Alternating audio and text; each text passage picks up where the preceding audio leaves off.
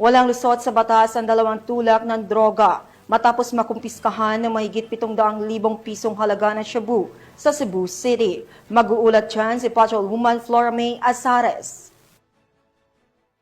Nasakat ng mga operatiba ng City Drug Enforcement Unit ng Police Station ang tinatayang 782,000 na halaga ng hinihinalang shabu mula sa dalawang tulak sa buy-bust operation sa Sitio Santo Niño noong ika-11 ng Oktubre ng taong kasalukuyan, bandang 1:42 ng madaling araw.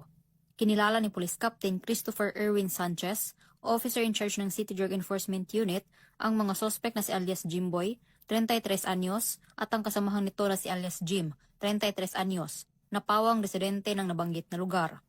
Nakumpiska mula sa mga sospek ang 11 pakete ng hinihinalang shabu na may kabuang timbang na humigit kumulang 115 grams at isang coin purse na ginamit bilang lagayan ng iligal na droga.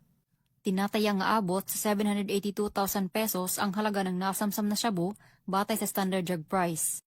Kasalukuyang nasa kustodiya ng Cebu City Police Office Custodial Facility ang mga sospek habang inihahanda ang kasong paglabag sa Section 5 at 11 ng Article 2 RA 9165 o Comprehensive Dangerous Drugs Act of 2002.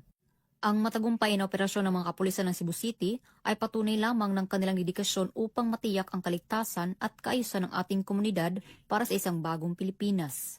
Mula dito sa Cebu City, ako ang inyong Police News Network Correspondent, Patrolwoman Flora May Azares, alagad ng batas, tagataguyod ng Balitang Pulis.